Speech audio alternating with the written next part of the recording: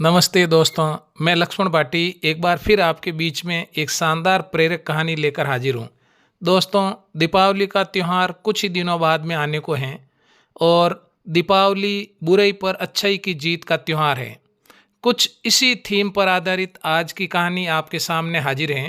कहानी अगर अच्छी लगे तो आप लाइक, कमेंट और शेयर ज़रूर करना। नए हो तो चैनल ज़रूर सब्सक्राइब करना।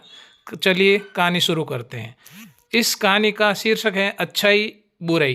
एक बार बुरी आत्माओं ने भगवान से शिकायत की कि उनके साथ इतना बुरा व्यवहार क्यों किया जाता है, जबकि अच्छी आत्माएं इतने शानदार महल में रहती हैं और हम सब खंडहरों में रहते हैं।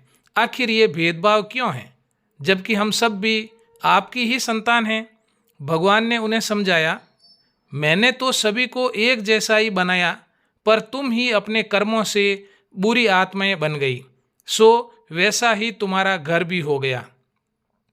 भगवान के समझाने पर भी बुरी आत्माएं भेदभाव किए जाने की शिकायत करती रही और उदास होकर बैठ गई।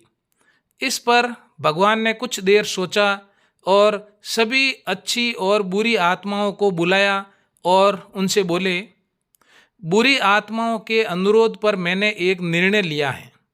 आज से तुम लोगों को रहने के लिए मैंने जो भी महल या खंडहर दिए थे वो सब नष्ट हो जाएंगे और अच्छी और बुरी आत्माएं अपने अपने लिए दो अलग अलग शहरों का निर्माण नए तरीके से स्वयं करेगी।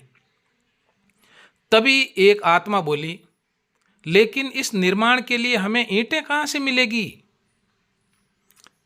भगवान बोले, जब पृथ्वी पर कोई इंसान अच्छा या बुरा कर्म करेगा तो यहाँ पर उसके बदले में ईंटें तैयार हो जाएगी। सभी ईंटें मजबूती में एक समान होगी।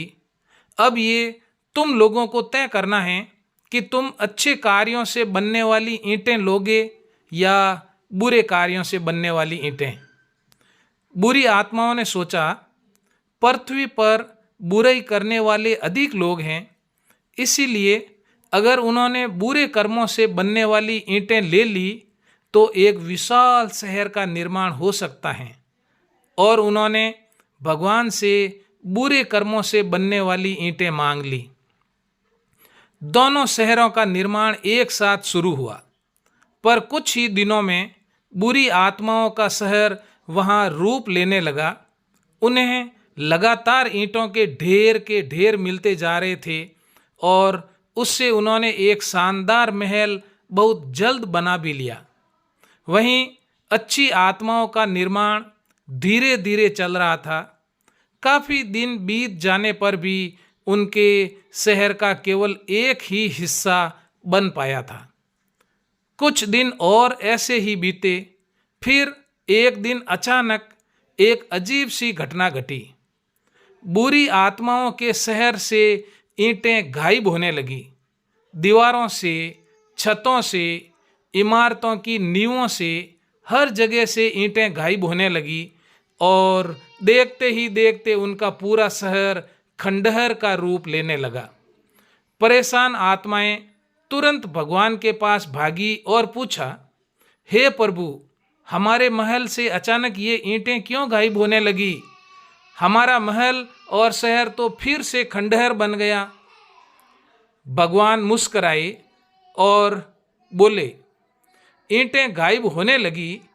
अच्छा, दरअसल जिन लोगों ने बुरे कर्म किए थे अब वे उनका परिणाम भुगतने लगे हैं, यानी अपने बुरे कर्मों से उबरने लगी हैं। उनके बुरे कर्म और उनसे उपजी बुराइयां नष्ट होने लगे हैं, सो उनकी बुराइयों से बनी ईंटें भी नष्ट होने लगी हैं।